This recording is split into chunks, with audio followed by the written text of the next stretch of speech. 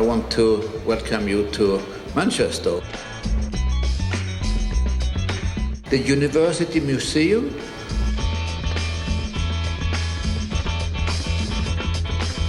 One of the great things about this conference is that it's moving around to different universities and business schools in Europe.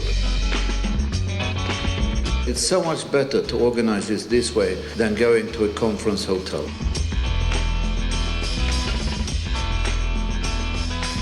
When we see this conference of today, I think it's remarkable what has been achieved over the last 20 years. Back in the 10th, we weren't thinking about getting to the 20th. We were wondering whether the work we were doing had enough momentum to continue to build and survive. It literally was a year-to-year thing. So I think moving forward, innovation will be seen as central to the culture of a vibrant, growing company. What do we have now? We got a family.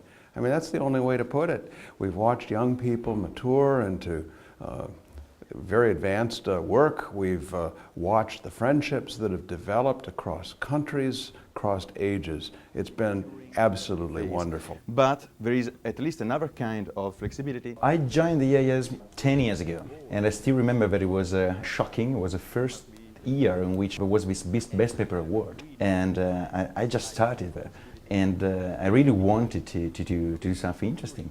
And that was one of the main reasons why I decided to go on with this job, to go back to this conference. We wanted to get this area of management of innovation more established and recognized. And I think that has really happened. The area is more accepted, but also all these people who can come and present their ideas, get feedback, be recognized. And that has happened in many ways. Of course, we have this important collaboration with the journals where these people get published and get published on a high level. But also we see many other effects. When we started, there were very few international collaborations in this field. Today, when you look at papers, they are very often co-authored by researchers from different countries and different kinds of organizations. We have really improved the whole way we work, from being rather administrative to being more and more innovative and finding more and more new roles. One of the innovations that happened was that John and Armand created a wonderful, wonderful extension of the core conference that is the form of a doctoral workshop. The PhD workshop was created to stimulate debates and discussions among the young scholars in the area. So senior faculty members can facilitate a discussion about their PhD projects. My personal passion is entrepreneurship. The PhD students sit down with the senior faculty members to discuss their projects, the scoping of the projects, the methodologies. We meet on equal terms.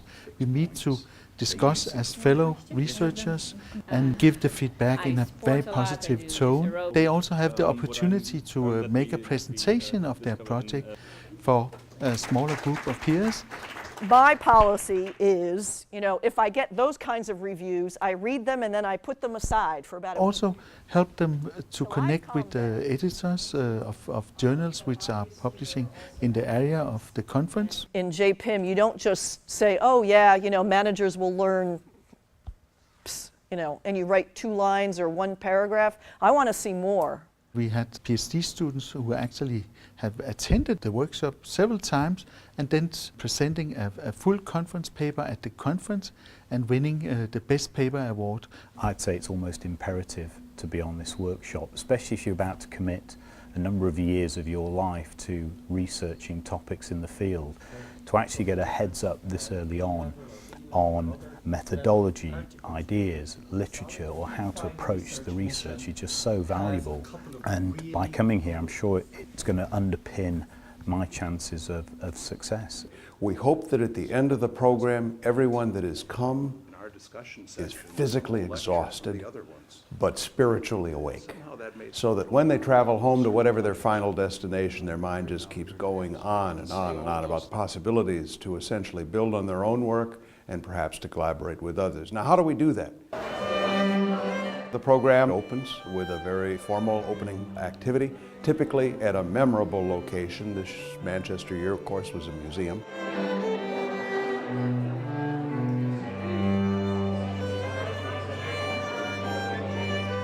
But then we go full speed ahead with a mix of plenary speakers, established researchers, and a practitioner that can stimulate our thinking, carries that on through the program, and then of course concurrent sessions, several hundred presentations typically. There's absolutely no lack of ability to stretch your interests or to refine your interests. I would definitely recommend coming here. It's been great to get feedback on on our research.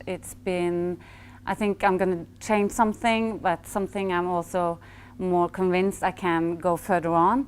And so it's just been a learning experience, and also an experience in meeting people. And I think that it's an important part of being a PhD student, getting to know people and keep on learning. So I think that what we want to do, and what we should do, is getting this even more established. And that means in the issues we have, but also in the methods and approaches, because quite often we do not work in very traditional ways. We work in new emerging methodologies, and we try to get new kinds of findings out.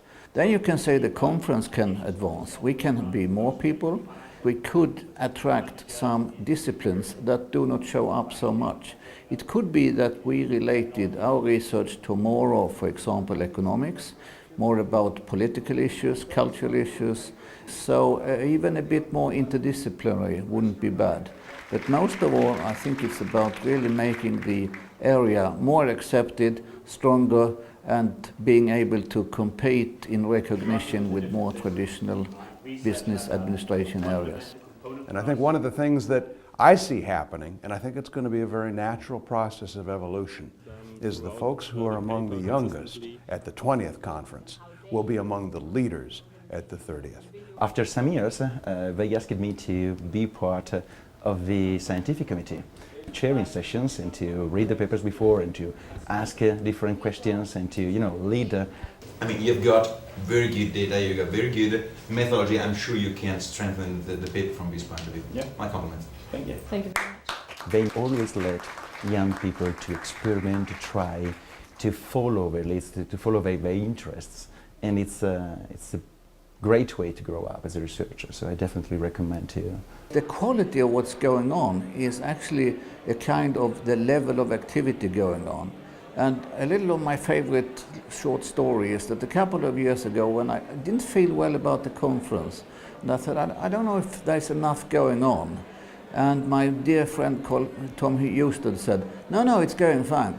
Listen to the sound level. And then I thought, oh yes, it's fine. So I hope there will be a high sound level in Paris. We both are just so absolutely proud that one of the effects, the major effects we're going to achieve in Paris and continuing on to the future years, is that people, as a result of this meeting, will be able to more clearly come close to fulfilling many of their own important professional dreams. That's what it's all about. I still remember the first time I presented here, because actually I didn't speak English at that time, and that was absolutely scary, so I decided to learn by heart the presentation. But the thing that was really scary to me was the final part, question and answers. And of course I didn't understand the questions. And I remember that some members from the scientific committee, they helped me in order to, they helped me to understand what the question was.